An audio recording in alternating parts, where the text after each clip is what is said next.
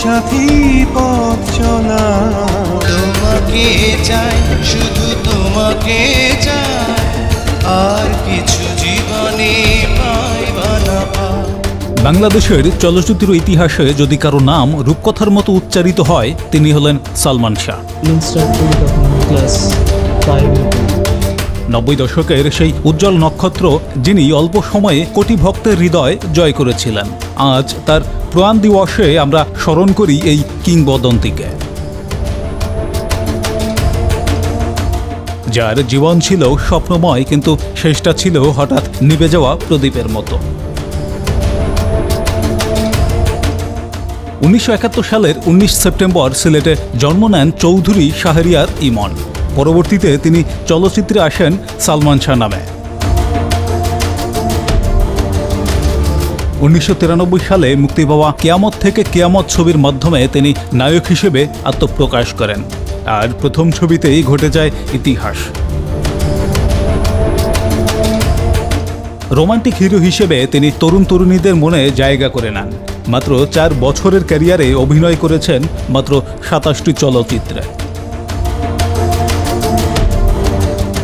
কিন্তু এই অল্প সময়েই তিনি হয়ে উঠেছিলেন ঢাকাই সিনেমার রাজপুত্র।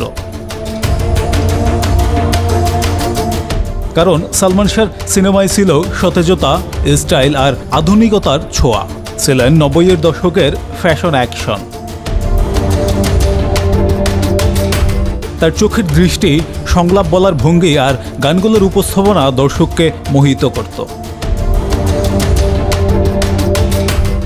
তখনকার তরুণ প্রজন্মের প্রেম, স্বপ্ন আর স্টাইলের প্রতীকী হিসেবে তাকেই অনুসরণ করত। সুজন সখী, অন্তরে অন্তরে, প্রেমটিয়াসী, বিক্ষোভ, তুমি আমার, চাওয়া থেকে পাওয়া, প্রতিটি ছবি এই দর্শকের হৃদয়ে অমর হয়ে আছে। 1996 সালের 6 সেপ্টেম্বর বাংলাদেশ চলচ্চিত্রের আকাশ থেকে যেন হঠাৎ করেই হারিয়ে গেল এক উজ্জ্বল নক্ষত্র। মাত্র 25 বছর বয়সে মৃত্যুবরণ করেন সালমান শাহ। ঢাকার রাস্তায় তখন হাজার হাজার মানুষের ভিড় জমেছিল শুধু প্রিয় নায়কের একটুখানি দেখা পাওয়ার জন্য। কান্নায় ভেসেছিল গোটা জাতি। তার মৃত্যু আজও রহস্য ঘেরা, আজও ভক্তরা বিশ্বাস করতে চান না তাদের প্রিয় নায়ক নেই। আজ তার প্রয়াণ দিবসে প্রশ্নটা থেকেই যায়, যদি তিনি বেঁচে থাকতেন বাংলাদেশের চলচ্চিত্র হয়তো পেত ভিন্ন এক গতিপথ, ভিন্ন এক স্বর্ণযুগ। কিন্তু সালমান শাহ চলে গেলেও তিনি রয়ে গেছেন ভক্তদের হৃদয়ে। প্রতিটি সংলাপে, প্রতিটি গানে, প্রতিটি হাসিতে আজও তিনি বেঁচে আছেন।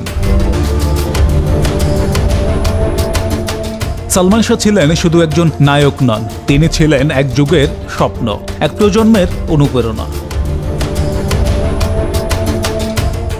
তার মৃত্যু হঠাৎ করেই আমাদের কাঁদিয়েছে, কিন্তু তার স্মৃতি, তার সিনেমা, তার ভালোবাসা আজও আমাদের সঙ্গে আছে। এই প্রয়াণ দিবসে আমরা তাকে গভীর শ্রদ্ধায় স্মরণ করি। সালমান শাহ, আপনি নেই, কিন্তু আপনার নাম চিরকাল অমর হয়ে থাকবে।